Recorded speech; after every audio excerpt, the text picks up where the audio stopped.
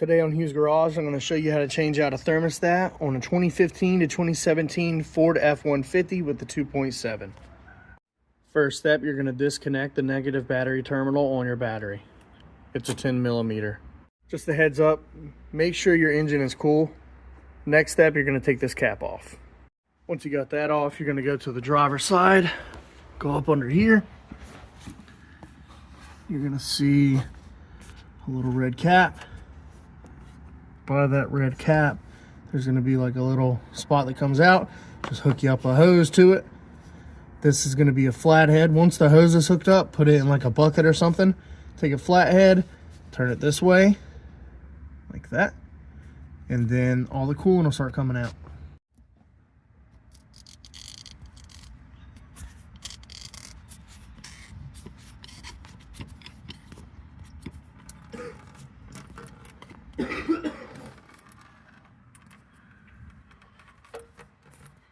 All right, while that's draining, you're going to take a 10 millimeter socket, undo this screw and this screw on your coolant reservoir.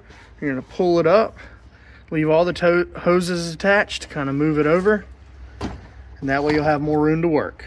Next, you're going to get a bag, put it around the serpentine belts. You're going to go right here. That's an 8 millimeter bolt there, and then one right below it. Moving this reservoir over gives you a good bit of room to get in there instead of taking colder intake off, the intake tubes. It makes it a lot more simpler. Next, you're gonna get this off. Some coolant's gonna come down. That's what the bag's for. You can get you a flathead, pry it open right here. Kind of pop that thermostat out. Pulls right out. All right, so I bought the SPD Performance. It is a 170 degree thermostat versus the stock 190.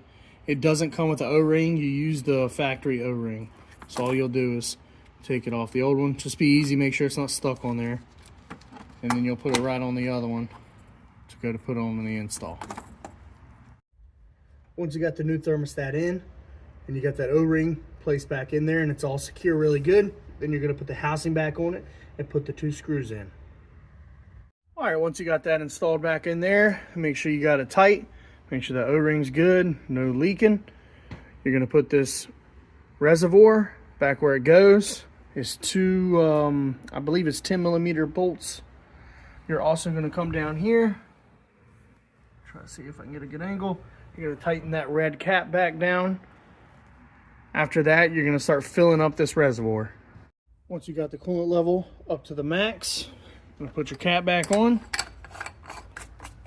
Make sure it's on there good. Okay. Then you're going to reconnect your battery terminal.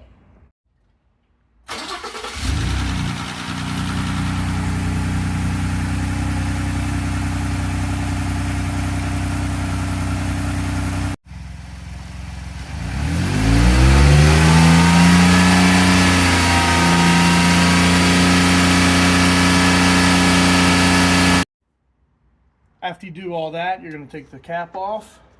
Just kind of do it slowly. The engine shouldn't be too warm yet, but better safe than sorry. You're going to take that off. You're going to top off the coolant to the min to max range.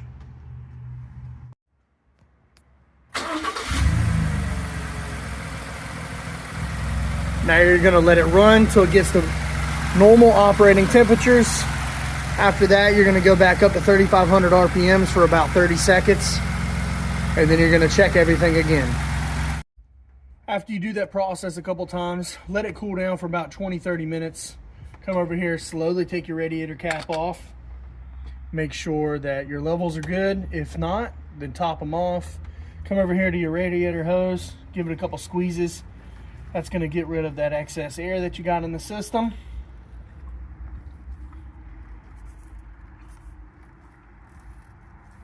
And then you'll put your cap back on.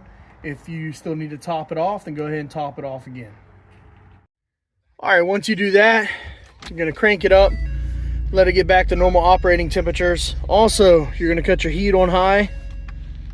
Try it out, make sure it gets hot. If it gets hot, then obviously you know that it's working pretty good. Next, you're gonna get down here up under the truck, check for leaks. I don't see any leaks anywhere. We're looking good. After that, I would highly suggest you just to check your coolant levels for the next couple days. Every couple times you drive it, just go and check it, make sure it's good. Other than that, you should be good to go, man. Thanks for watching. Hughes Garage.